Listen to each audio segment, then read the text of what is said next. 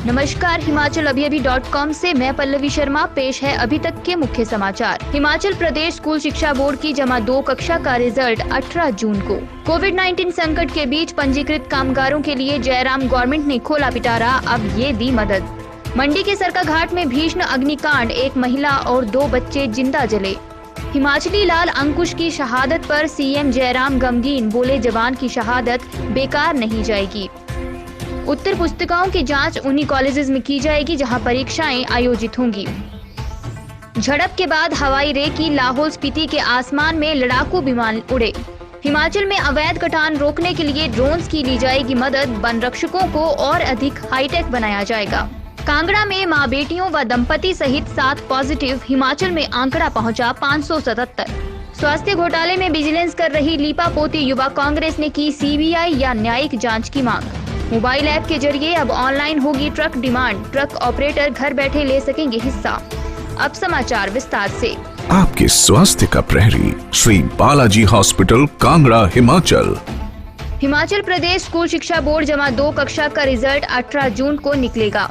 Himachal Pradesh school शिक्षा board की ओर से आज इस संबंध में आधिकारिक घोषणा की गई है। बोर्ड की ओर से बताया गया कि 11:30 बजे जमा 2 की वार्षिक परीक्षा का परिणाम घोषित किया जाएगा। रिजल्ट की घोषणा ऑफिशियल वेबसाइट HP बोस पर की जाएगी।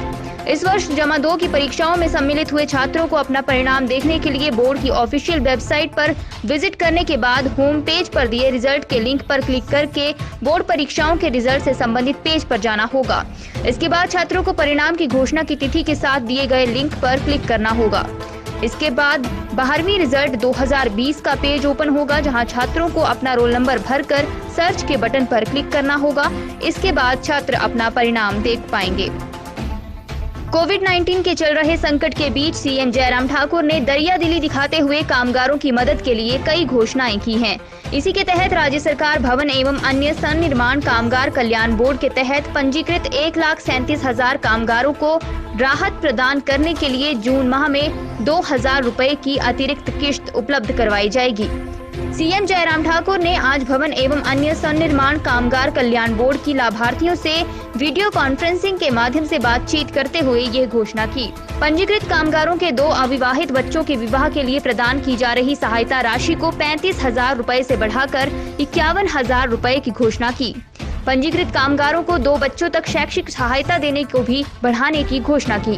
अब पहली से 8वीं स्तर की छात्राओं की सहायता राशि 7,000 रुपए से 8,000 रुपए तथा छात्रों की सहायता राशि 3,000 रुपए से 5,000 रुपए होगी। कक्षा 9वीं से 12वीं स्तर की छात्राओं को 10,000 रुपए के स्थान पर 11,000 रुपए तथा छात्रों को 6,000 रुपए प्रतिवर्ष के स्थान पर 8,000 रुपए प्रतिवर्ष प्रदान किए जाएंगे। मंडी जिला के सरकाघाट उपमंडल के तहत आने वाले छोटा समाहल गांव में आज भीषण अग्निकांड में मां, बेटी और बेटे की जलकर मौत हो गई। हादसा दोपहर 1 से 2 बजे के बीच हुआ बताया जा रहा है। मिली जानकारी के अनुसार 24 वर्षीय कविता देवी अपने 9 महीने के बेटे दक्ष को टीका लगाने स्वास्थ्य केंद्र गई थी। टीका लगाने के बाद घर पहुंची कविता अपने बेटे और 4 वर्षीय बेटी अपेक्षा के साथ आराम कर रही थी, तभी अचानक घर में आग लग गई और देखते ही देखते आग ने विकराल रूप धारण कर लिया। आज इसी गाँव के लोगों को सरकारी राशन के लिए डिपो पर बुलाया गया था, जिस कारण गाँव में कुछ ही लोग मौजूद थे। जब तक लोगों को आग लगने की घटना का पता चला तब तक सब कुछ जलकर राख हो चुका था। यहाँ तक कि महिला और उसके बच्चों के शव भी सही ढंग से बरामद नहीं हो पाए हैं। इन शवों के कुछ अवशेष ही मिले हैं। आग लगने के कारणों का पता नहीं चल पाया है। डीएसपी सरकाघाट चंद्रपाल सिंह ने पुष्टि करते हुए बताया कि FSL की टीम के साथ मामले की जाँच की जा रही है। भारत चीन LAC विवाद में हिमाचल से ताल्लुक रखने वाले जवान अंकुश ठाकुर की शहादत पर सीएम जयराम ठाकुर ने परिजनों के लिए संवेदनाएं व्यक्त की हैं। सीएम ने कहा, इतनी कम आयु में देश के लिए कुर्बान हुए अंकुश के परिजनों को भगवान यह दुख सहन करने की हिम्मत दे। शहीद को श्रद्धांजलि अर्पित करते हुए सीएम ने कहा कि जवान की शहादत बेकार नहीं जाएगी। जयराम ठाकुर ने कहा कि चीन ने भारत के विश्वास को तोड़ा है। इस तरह की कार्रवाई की जितनी निंदा की जाए कम है। हिमाचल प्रदेश की सीमाएं जो चीन अधिकृत तिब्बत के साथ लगती हैं, वहां पर अलर्ट जारी कर दिया गया है। जयराम ठाकुर ने कहा, प्रदेश के किन्नौर में पहले भी 2 बार चीन का हेलीकॉप्टर देखा गया था। इस संबंध में उन्होंने गृह मंत्रालय को तुरंत अवगत करवा दिया था। याद रहे कि चीनी सैनिकों से हिंसक झड़प में हमीरपुर के उपमंडल भोरंज के गांव कड़ोहता का 21 वर्षीय जवान शहीद हुआ है। शहीद जवान अंकुश ठाकुर साल 2018 में पंजाब रेजिमेंट में भर्ती हुआ था। कोविड-19 के प्रकोप के बीच हिमाचल प्रदेश विश्वविद्यालय ने परीक्षाएं करवाने के लिए संभावित योजना बना ली है। उत्तर पुस्तिकाओं की जांच उन्हीं कॉलेजों में की जाएगी जहां पर परीक्षाएं आयोजित होंगी। ये जानकारी विश्वविद्यालय के वीसी सिकंदर कुमार ने दी। प्रोफेसर सिकंदर ने बताया कि शारीरिक दूरी के दिशा निर्देशों का पालन करते हुए स्नातक स्तर की परीक्षाएं 2 सत्रों में आयोजित की जाएंगी। वह आज राज्यपाल बंडारू दत्तात्रेय के साथ वीडियो कॉन्फ्रेंसिंग के माध्यम से बातचीत कर रहे थे। राज्यपाल ने आज कुल 6 विश्वविद्यालयों के वीसी के साथ वीडियो कॉन्फ्रेंसिंग के माध्यम से बातचीत की। दत्तात्रेय ने टीचरों को ऑनलाइन सामग्री पर प्रशिक्षण प्रदान करने पर भी बल दिया। उन्होंने सभी वीसी को ऐसे छात्रों जो 3 से 4 घंटे फोन तथा कंप्यूटर पर प्रतिदिन ऑनलाइन पढ़ाई करते हैं तथा इसके अतिरिक्त टीवी और कंप्यूटर पर भी अपना समय व्यतीत करते हैं पर पड़ रहे प्रभावों पर भी अपने विचार रखने को कहा। शेष समाचार ब्रेक के बाद।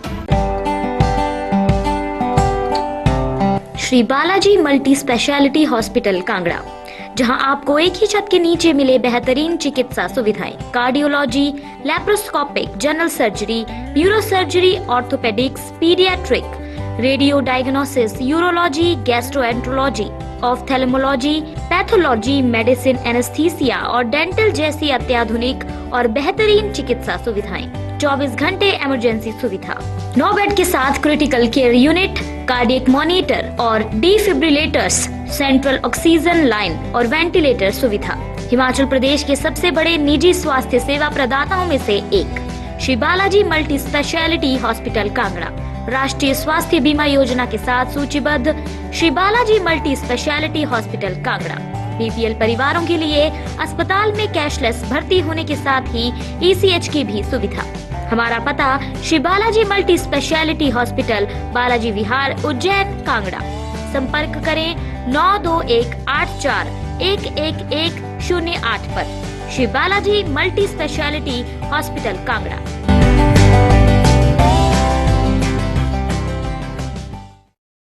चीन के साथ हुई झड़प के बाद भारतीय सेना ने रात को आसमान से रैकी की। मंगलवार देर रात 11 बजे के बाद 2 लड़ाकू विमान लाहौल स्पीति के आसमान में देखे गए। इसके बाद पुलिस ने भी चेक पोस्ट पर निगरानी बढ़ा दी है। एसपी लाहौल स्पीति राजेश धर्माणी ने बताया कि सभी थाने, चौकियों और चेक पोस्ट को अलर्ट कर दिया गया है। देर रात 2 लड़ाकू विमान लाहौल स्पीति में देखे गए हैं। यहाँ पर हर आने जाने वाले पर नजर रखी जा रही है। इससे पहले मंगलवार को ही भारत चीन तनाव के बीच सीमा पर हुई दोनों देशों के सैनिकों के बीच झड़प के बाद हिमाचल की सीमाओं पर भी अलर्ट जारी कर दिया गया था। हालांकि इन क्षेत्रों की सीमाओं पर सुरक्षा का जिम्मा आईटीबीपी के हवाले है, लेकिन हिमाचल पुलिस ने भी चौकसी बढ़ा दी है। सभी राज्यों की खुफिया इकाइयों को भी इस संबंध में सतर्क कर दिया गया है। डीजीपी संजय कुंडू ने कहा कि किन्नौर और लाहौल स्पीति जिला की सभी सीमाओं पर हाई अलर्ट जारी कर दिया गया है। हिमाचल में वनों में अवैध कटान को रोकने के लिए ड्रोन की सहायता ली जाएगी। इसके साथ ही वन रक्षकों को और अधिक हाईटेक बनाया जाएगा ताकि अवैध कटान पर पूरी तरह से लगाम कसी जा सके। वह आज वीडियो कॉन्फ्रेंसिंग के माध्यम से चंबा व चुराह वन मंडल के विकास कार्यों की समीक्षा बैठक की अध्यक्षता कर रहे थे। वन मंत्री ने विभागीय अधिकारियों को इन क्षेत्रों में इको टूरिज्म की संभावनाओं की तलाश कर एक विस्तृत योजना तैयार करने के भी निर्देश दिए। ठाकुर ने कहा कि 2030 तक सतत विकास लक्ष्यों को प्राप्त करने के लिए इस वर्ष प्रदेश में बीते वर्ष के 9,000 हेक्टेयर के मुकाबले 15,000 हेक्टेयर वन भूमि पर पौधारोपण का लक्ष्य निर्धारित किया गया है। उन्होंने अधिकारियों को कहा कि सामुदायिक वन संवर्धन योजनाएं, विद्यार्थी वन मित्र योजनाएं, वन समृद्धि, जन समृद्धि योजनाओं से अधिक लोगों को जोड़ा जाए और एक बूटा बेटी के नाम योजना से लोगों को लाभान्वित किया जाए। वन मंत्री ने अधिकारियों को पुराने पौधों की जीवंतता की समय समय पर समीक्षा करने के निर्देश दिए। उन्होंने कहा कि विभाग के प्रयासों से चुराह वन मंडल में वर्तमान सरकार के कार्यकाल में वृक्षारोपण की जीवंतता 80.90% तक बढ़ी है। बैठक में प्रधान मुख्य अरण्यपाल वन विभाग अजय ठाकुर, वन मंडल अधिकारी सहित अन्य अधिकारियों ने भाग लिया। हिमाचल में कोरोना संक्रमितों के मामले में बुधवार को और इजाफा हुआ है। जिला कांगड़ा से बुधवार सायं 7 मामले सामने आए हैं। इनमें मां और उसकी बेटियां तथा एक दंपति शामिल है। इसी के साथ हिमाचल में कोरोना संक्रमितों का कुल आंकड़ा 577 पहुंच गया है, जबकि 193 मामले एक्टिव हैं। कांगड़ा जिला से आज जो मामले पॉजिटिव पाए गए हैं उनमें भवारना निवासी 34 वर्षीय महिला व उसकी 7 व 3 साल की बेटियां शामिल हैं। महिला बेटियों के साथ 12 जून को हिमाचल आई थी और परौर में इंस्टीट्यूशनल क्वारंटाइन थी। दिल्ली से 9 जून को लौटा 55 वर्षीय शख्स व उसकी 46 वर्षीय पत्नी के अलावा 23 वर्षीय दिल्ली से लौटा युवक भी पॉजिटिव पाया गया है। ये तीनों पालमपुर में पेड क्वारंटाइन थे। महू निवासी 30 साल की महिला का सैंपल भी पॉजिटिव पाया गया है। इन चारों को DCC डार्ट शिफ्ट किया गया है। DC कांगड़ा राकेश प्रजापति ने कहा कि जिला में कोरोना पॉजिटिव के अब तक कुल 155 मामले सामने आ चुके हैं। इसमें से 55 एक्टिव केस हैं, जबकि एक की मौत हो चुकी है। युवा कांग्रेस प्रदेश में हुए स्वास्थ्य घोटाले को लेकर लगातार आक्रामक रुख अपनाए हुए है। बुधवार को युवा कांग्रेस ने शिमला और ऊना में बीजेपी के खिलाफ जोरदार प्रदर्शन किया और CM जयराम ठाकुर से इस्तीफे की मांग की। राजधानी में आज युवा कांग्रेस की जिला शिमला इकाई ने शिमला में जोरदार प्रदर्शन किया व मामले की CBI व न्यायिक जांच की मांग उठाई। जिला शिमला युवा कांग्रेस अध्यक्ष वीरेंद्र वाष्टू ने कहा कि स्वास्थ्य विभाग घोटाले में बीजेपी अध्यक्ष के इस्तीफे ने सारी चीजें स्पष्ट कर दी हैं। कोरोना काल में इस तरह का घोटाला शर्मनाक है। विजिलेंस मामले की जांच में लीपापोती कर रही है, इसलिए समूचे मामले की जांच CBI करे या फिर इसकी न्यायिक जांच हो। इसी तरह से जिला ऊना में युवा कांग्रेस हरोली ने प्रदेश सचिव अखिल अग्निहोत्री के नेतृत्व में हरोली स्थित मिनी सचिवालय में प्रदेश सरकार के खिलाफ रोष प्रदर्शन किया। उन्होंने तहसीलदार हरोली देवराज भाटिया के माध्यम से राज्यपाल को ज्ञापन भी भेजा। युवा कांग्रेस ने जयराम सरकार के खिलाफ नारेबाजी की व CM जयराम के इस्तीफे की मांग भी की। अब ट्रक ऑपरेटर घर बैठे ही ट्रक डिमांड में हिस्सा ले सकेंगे। हिमाचल प्रदेश पूर्व सैनिक निगम के अध्यक्ष एवं प्रबंध निदेशक खुशहाल ठाकुर ने निगम के हमीरपुर स्थित मुख्यालय में बटन दबाकर मोबाइल ऐप डिमांड मैनेजर को आधिकारिक तौर पर लॉन्च किया। उन्होंने बताया कि यह एक ऐतिहासिक कदम है और इस मोबाइल ऐप की सबसे बड़ी विशेषता ये है कि इससे ट्रक डिमांड कार्य में 100% पारदर्शिता आएगी। साथ ही में ट्रक ऑपरेटरों के धन तथा समय की भी बचत होगी। बता दें, हिमाचल प्रदेश पूर्व सैनिक निगम 1994 से ACC सीमेंट फैक्ट्री बरमाणा में उनके कुल उत्पादन का 40% सीमेंट उत्तरी भारत के विभिन्न स्थानों में पहुंचाने का कार्य करता आया है। इस कार्य में पूर्व सैनिकों के 1409 ट्रक कार्यरत हैं। सीमेंट ढुलाई ट्रक डिमांड का कार्य अभी तक मैनुअली किया जाता था, जिसके कारण प्रदेश में पूर्व सैनिकों के ट्रक जो कि बिलासपुर जिला के बाहर के थे, उन्हें ट्रक डिमांड में शामिल होने के लिए प्रदेश के अन्य जिलों से बरमाणा में आना पड़ता था, जिससे उन्हें समय, धन हानि के साथ साथ अन्य कई प्रकार की समस्याओं का सामना करना पड़ता था। इन्हीं खबरों के साथ आज का रेडियो बुलेटिन यहीं पर खत्म होता है। नमस्कार। आपके स्वास्थ्य का प्रहरी श्री बालाजी हॉस्पिटल कांगड़ा हिमाचल।